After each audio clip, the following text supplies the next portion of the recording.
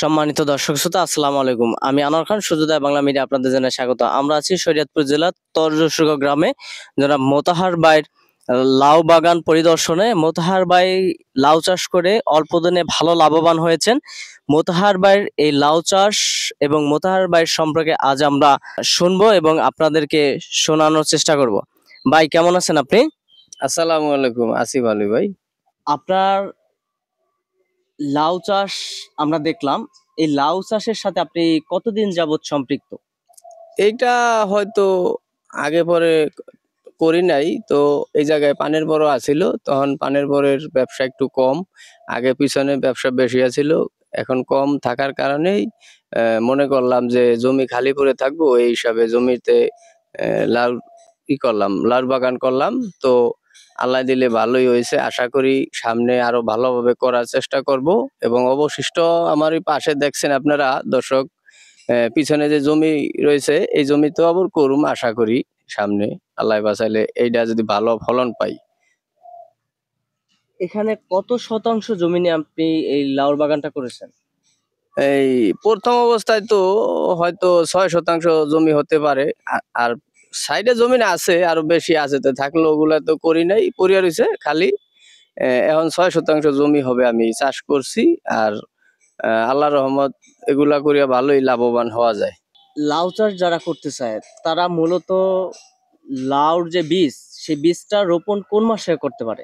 লাউর এখন বিশেষ করে প্রায় টাইমই করা যায়, কারণ ওই দানা আমরা তো আগে রাখলে, বাড়িতে রাখলে একভাবে রোপণ করছি, আর এখন করা যায় সব সময়। এই দানাটা রোপণ করছি আমি আরো 2 মাস আগে, ভাদ্র মাস আগে, এই ভাদ্র মাসে রোপণ করছি।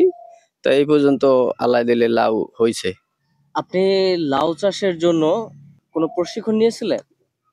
প্রশিক্ষণ ওইভাবে নেই নাই, তো আমাদের এই এলাকায় আমাকে এই তজসুরগা গ্রামে এই শামসু ভাই করছে, ওয়া দেখার পরে আমিও চেষ্টা করলাম কি পারি কিনা। তো করাতেও তো আল্লাহ দিলে যাই হোক, আমারও লাউ হয়েছে, কিছু বাজারে বিক্রি করছি বা নিজেদের সংসারে খাওয়ার জন্য খাইছি, বা এখন যা আছে সামনে বেচতে পারুম ইনশাল্লাহ, আল্লাহ ভালো রাখলে। অন্য অন্য ফসল বা অন্য সবজির তুলনায় লাউ চাষটায় কি ভালো লাভবান হওয়া সম্ভব? অন্যটার তুলনায় জি, এটা অল্প দিনেই সফলতা পাওয়া যায় বা পরিশ্রমও কম হয়, অত খরচ হয় না, তো অল্প খরচেই আহ, লাভবান হওয়া যায়। এই লাউটার বয়স কতদিন হবে? এই লাউটার বয়স বড় জোর 7 থেকে 8 দিন। 7 থেকে 8 দিন। এটা কতদিন বয়স হলে এটা বিক্রি করবেন? হয়তো বা আর 2 দিন বা 3 দিনের মধ্যে এটা বাজারে বিক্রি করতে মানে পারবো। একটা লাউ 8 থেকে 12 দিনের মধ্যে সেটা বিক্রির যোগ্য হয়। বিক্রিযোগ্য হয়। আর 12 দিনের বেশি যদি বয়স চলে আসে লাউর, তাহলে 12 সেক্ষেত্রে দিন ওই সেক্ষেত্রে বিষয়টা হইলো ওইটা বাতি হয়ে যায়, মানে আমরা যেটা গ্রামীয় ভাষায় বলি বাতি হয়ে গেলে ওইটা আর কোনো কাজই হয় না, তখন ফালাই দিতে হয় বা আমরা গরুরে খাওয়াই ফেলাই।